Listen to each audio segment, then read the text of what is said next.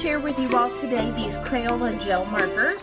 I got them on Amazon for a little less than $10, and what I really liked about them was that they said they wrote bright colors on dark papers, and I'm always looking for something to write on darker things, and especially a marker that's reasonably priced. So I want to share some things I discovered with you all, let you see how they work.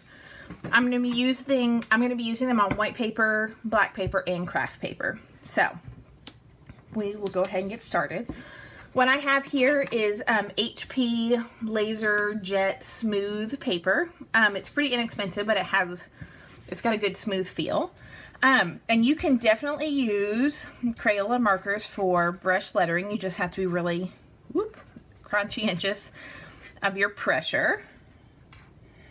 And so I'm going to use both the side and the tip of the marker. That's a little crooked, I'm not even gonna lie. Alright, let's see. We've got pink.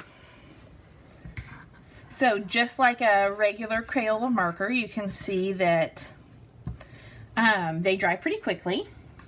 And the colors are pretty true. I find this pink to be a little on the orangey side.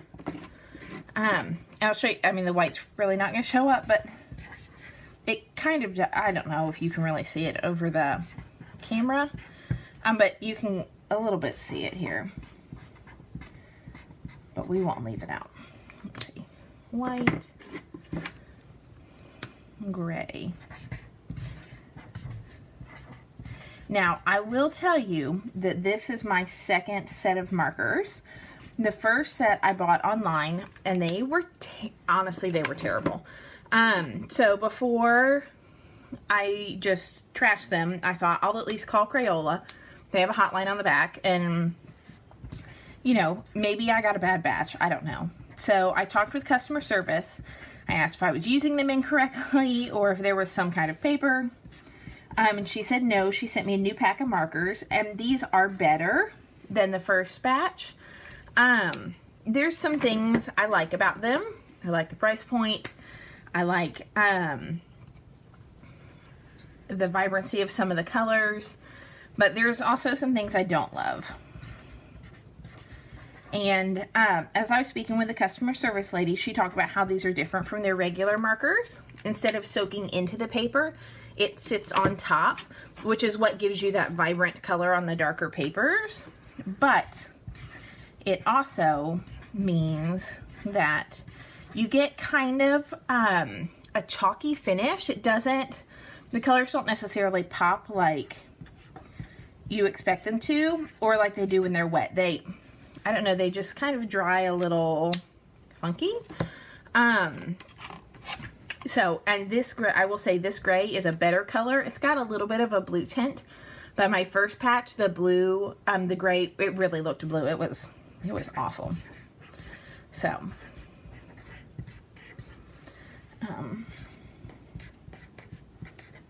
but as you can see, really it's nothing special on the white paper, but I always like kind of having it as a benchmark. So let's go to the dark paper, because that's what we really want. So I'm going to squeeze this over here on the side. And this is just a sheet of Hobby Lobby's Paper Studio black cardstock. And let me scoot that over there. And I'll kind of show you, this is where kind of my concerns about the markers really set in. So they're hard to see at first. And as they dry, they pop up. But I don't know about you all, but from the looks of the box, I expected them to really pop. And they kind of don't.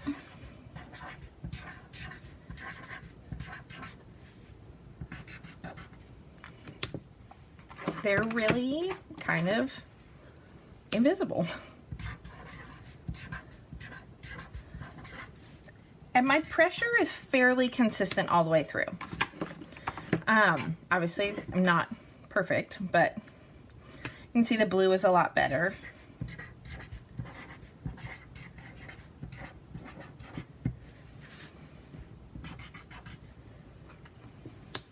So, keep going here.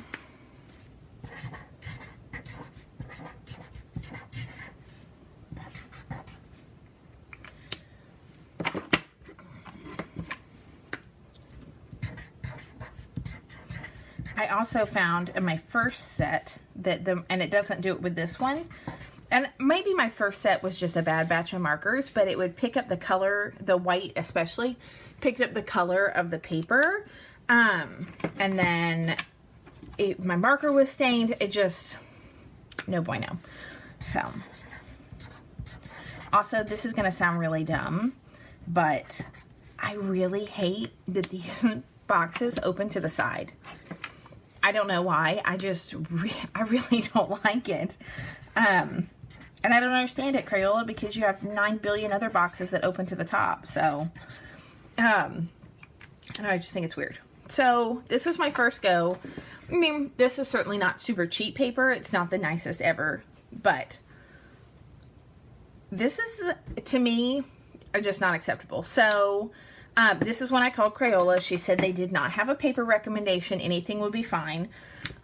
So I switched to a different paper, my stash. And this is just, like, it's a black notebook that's kind of been doodled in and all kinds of things. It's from Shizen Designs. I bought it in New York City when I was there last spring at Artists and Craftsman Supplies in Harlem. So I honestly don't know how much it is. I paid like $5 for it. The paper, it actually feels a little rougher. I don't know if it's just a different kind of paper or a different manufacturing process. It does do a little bit better as far as colors go. You can see it really drying quickly here. Let's set this to the side. See if it'll stay open for me. There we go.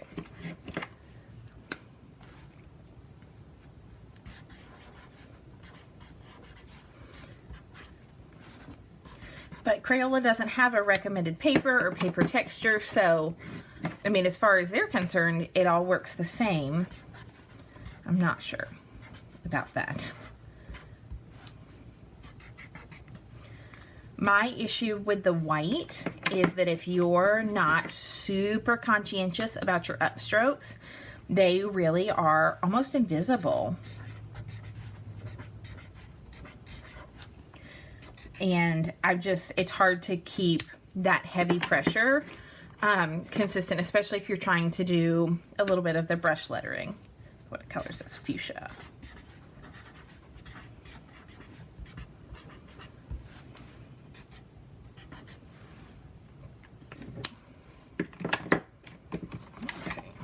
Blue.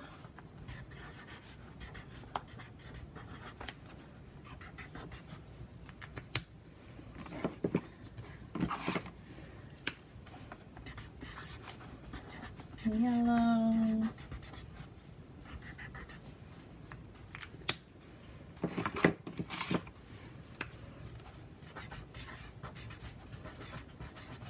And green. So you can see, especially as this one here, green dries at the bottom. They dry pretty quickly, which I especially like as a lefty. You can see that the colors are better. The gray, you know, you can see it better. The pink is better. It doesn't particularly look pink. And to me, it doesn't pop like it's advertised on the, let's see, like it's advertised on the packaging. You know, I don't know. So I'm not super thrilled. I will show you, I also tried it in Craft, because it's also, you know, a darker color paper. It's not as dark. And this is what I got when I tried earlier. And you can see here where I'm talking about, especially with the upstrokes and the downstrokes, the upstrokes just don't show up like you would expect them to. And part of it is I hold Crayola to a higher standard. I've never gotten a terrible product from them. I think their things are well made and consistently manufactured. But gosh, these were just such a disappointment to me. So at the end of the day, I think, you know, I'll keep them around for a few projects. I might donate them to my 4-year-old so he can play with them. You know, I was thinking that they would be a great tool to address dark wedding invitations, and that is certainly not going to be the case. But, you know, it's a learning experience. You live and you learn. So I hope this was helpful to you so that you're an informed marker buyer before you purchase. If you've got any questions about the markers or how I tested them, or any information, I'll be happy to help you. I'm going to lay all these out here next to each other. So I hope you guys have enjoyed, and this has been helpful and slightly informative. So go get your letter on.